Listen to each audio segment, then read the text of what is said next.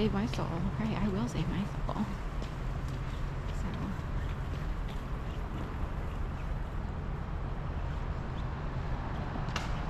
let's just go this way. Keep going. It's also a window.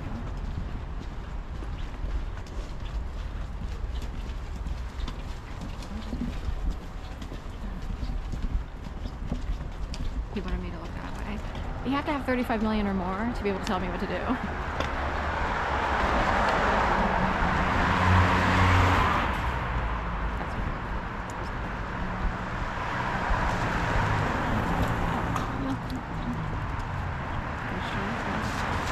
to Panama.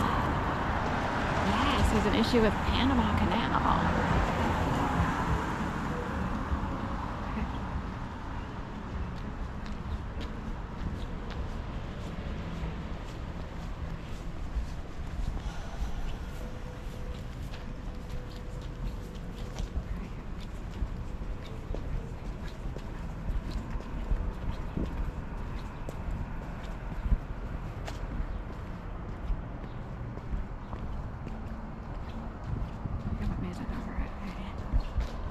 So more proof and evidence that it snowed on January 16th, 2025. Today is January 17th.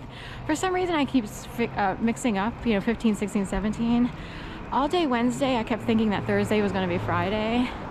So that was a little hint, right? Like, what happens on Friday? Like, some people play with language and it would be like they fry people like a chicken, fried chicken. Dunkin' Donuts, they dunk people, they play all kinds of weird games. They learn this growing up as a form of like getting up the pyramid, or I have no idea. So I keep mixing up the dates, but today is the 17th, Friday, January, the day after we had a little bit of a snowfall. It was really beautiful. At one point at night after the sunset, like 7 o'clock, I had work to do, so I couldn't be out filming at that hour. But I wish I could have, because the snow was so peaceful and beautiful. And it left just this little remnant trace of snow.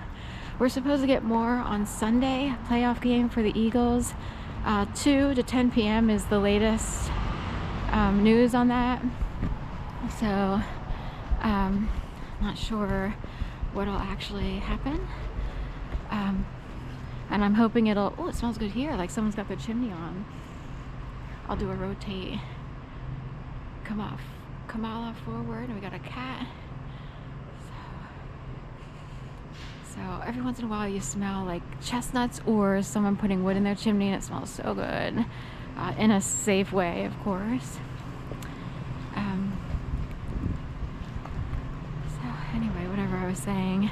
Sunday, so we'll see what happens Sunday. I'm hoping it's a big snow event. Tomorrow is supposed to be too mild for snow. We're supposed to get rain instead. I'm kind of curious how that's all going to pan out in terms of snow sticking to the ground.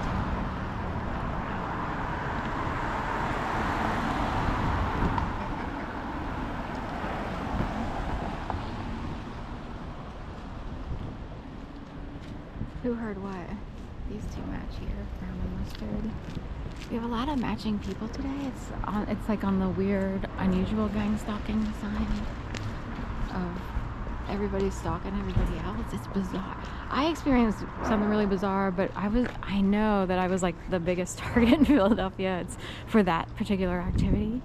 I know people are targeted in different ways, so I don't want to minimize that, but it was really bad what happened to me. So and it's sad that people who learn something that might put them ahead of other people will use those tactics to stalk and freak people out.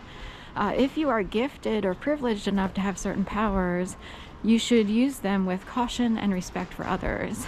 That rarely happens in Philadelphia, and it's a weeding out ground, separating wheat from the chaff. So if you abuse your powers, you're considered chaff. You're just waste. If you don't abuse your powers, you're wheat, and you go straight up. You go up higher. And if you ever make a mistake and abuse your powers, then you just become chaff again. They cast you aside, and you'll just forever be whatever in Philadelphia. That's what I'm told. So are you going to abuse your powers or use them for good if you're taught something very specific? And first of all, if you're taught something secretively, don't you think you should expect pay? Like a salary, benefits, to be taken care of tangibly with an actual paycheck? So, some water dripping from the eaves. The roof overhang over the wall to the back wall of the house. I learned the word eaves recently because they use them so much for the California fire. And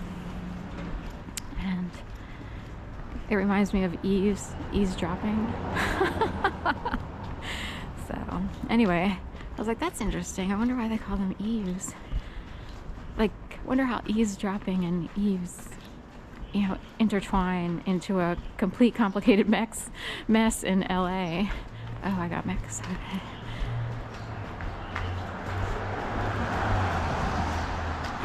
So anyway,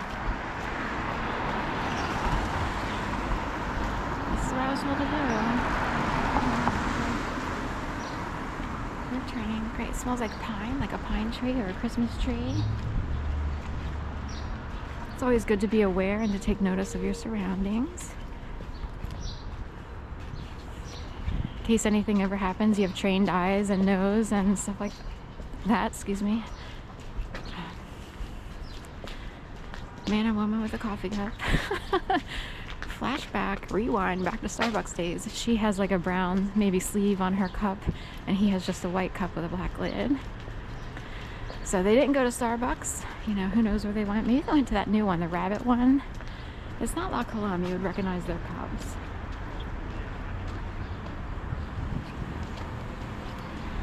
Wait, this is so funny. On a video the other day, when I watched it as a video, I thought that was a person for a second, and that's how a video can be deceiving. They always say, oh, cameras don't lie. They can. Because, I mean, you have to really examine and examine and examine, but you're still missing a lot of information. So they'll use them to an extent. Forerunner, Delaware, coming out of Wellers over here. Sneaking out of Wellers or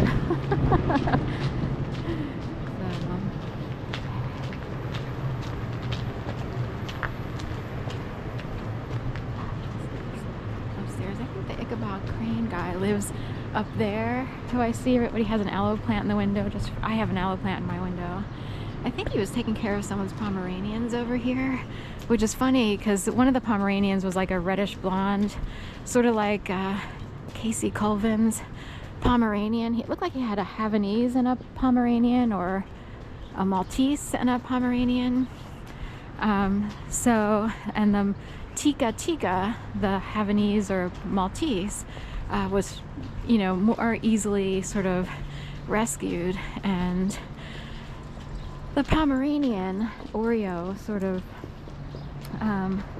was harder to catch, and it became a whole story that wound up, you know, viraling out on the news and Good Morning America shows and stuff like that. And this guy, Casey Colvin, is very likable as a person.